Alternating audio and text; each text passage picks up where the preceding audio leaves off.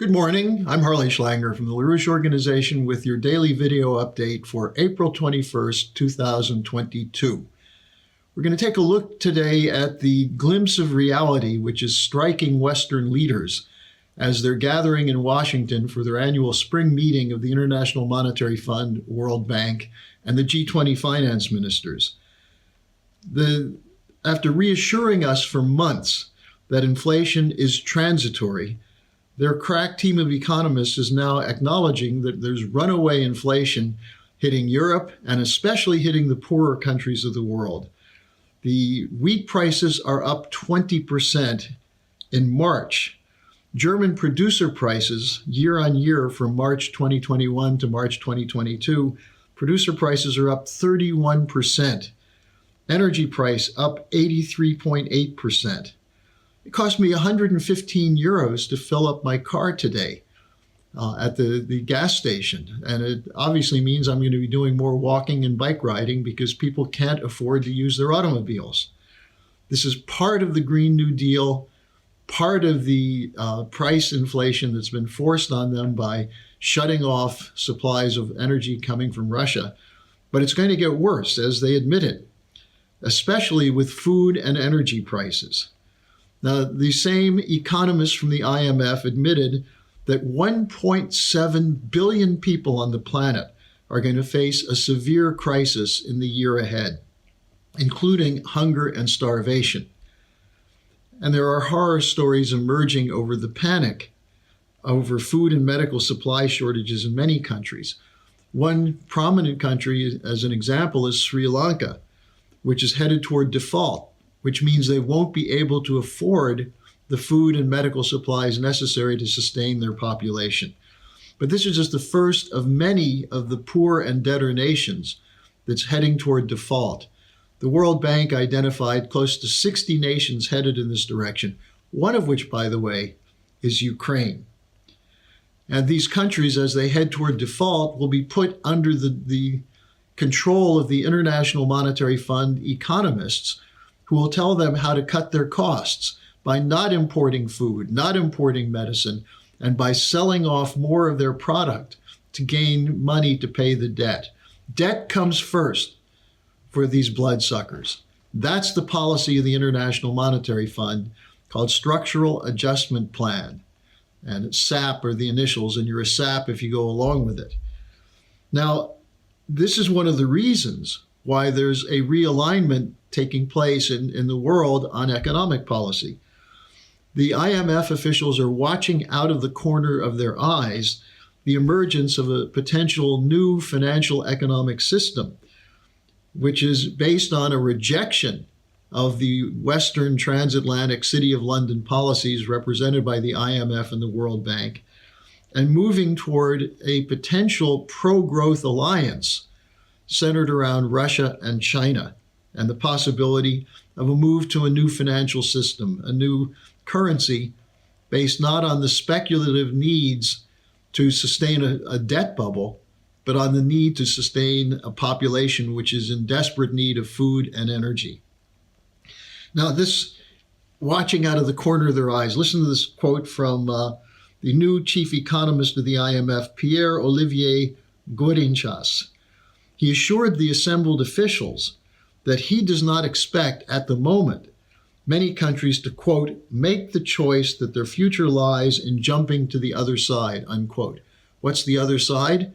This emerging potential around Russia and China of investment in physical goods production and backing the currencies by physical goods. In the case of Russia, timber, gold, oil, fertilizer, grain, real economic production, going back to the idea that was there at its beginning of the Bretton Woods system. Now, this idea that countries are not going to jump to the other side is an example of the arrogance of the transatlantic hitmen.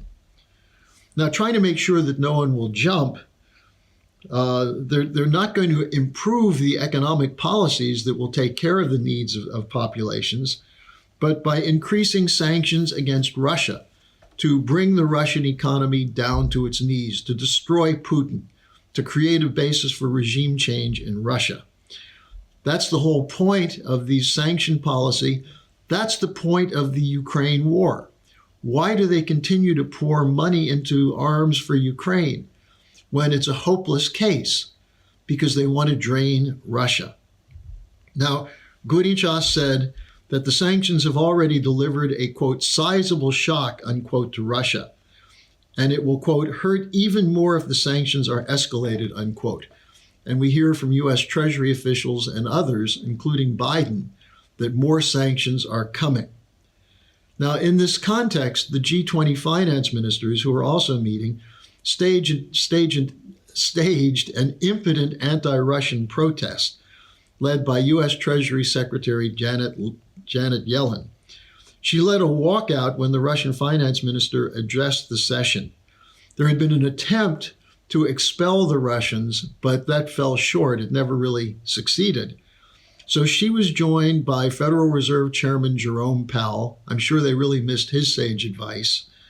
European Central Bank President Christine Lagarde, former head of the IMF, and Canada's Deputy Prime Minister and Finance Minister, Chrystia Freeland. Freeland tweeted a photo of the walkout with the caption, quote, "The world's democracies will not stand idly by in the face of continued Russian aggression and war crimes," unquote. Freeland did not mention that there had been an effort to expel the Russians, which did not succeed, nor did she mention that her grandfather, Michael Chomiak, was the chief editor of a newspaper set up in Galicia, a region in Ukraine, in 1940 by the German army, presided over by a Nazi intelligence officer. That Chomiak, her grandfather, was promoting as an editor of this paper Nazi racist propaganda after the German army moved in and took over Ukraine. 12,000 Jews were killed in this area in Lvov shortly after the Nazi takeover of Ukraine. And the Galician Ukraine SS networks, the grandparents, so to speak, of today's Azov regiment and the Pravi sector and the Svoboda party, the neo-Nazis that Putin has identified as the cause of his concern in Ukraine, they were backed by her grandfather's paper and were among the most brutal killers during World War II, working side by side with the Nazi SS to exterminate Poles, Russians, Romanians, and Jews in Ukraine. It's also worth noting that Canada is among the leading NATO countries when it comes to providing arms shipments to Ukraine and also special training to Ukrainian special units, including those which include the Azov and neo-Nazi members which have been embedded in the official security agencies and military of Ukraine. Now, so you put this together and what do we see? Well, millions, tens of millions, hundreds of millions of people on this planet are facing hunger because of the inflation, because of the breakdown of the financial system. Billions of dollars are going into arms for Ukraine to try to undermine Russia and to break the potential of Russia and China building an alternative to a collapsing financial system. When someone says this is about the freedom and sovereignty of Ukraine, you should realize that's a typical lying cover story. There's no concern about the people of Ukraine. If they were concerned about the people of Ukraine who are suffering in this war, innocent civilians who are suffering, it's because their government won't lay down their arms. And they're shooting Ukrainian soldiers who wish to surrender.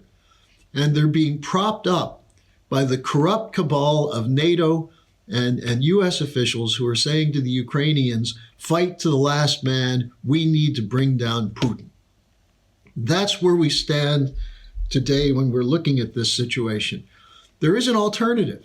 The war could be ended overnight if the Ukrainians had the support from the West, especially NATO and the U.S., to lay down their arms and reach a negotiated settlement, which would include Ukraine not having membership in NATO, not having NATO weaponry on the border of Russia, and not murdering ethnic Russians in the Donbass. That could end the war immediately. Then we could address the economic crisis and the hunger crisis by having the United States join with Russia, China, India, and a whole host of other nations in establishing a new financial architecture.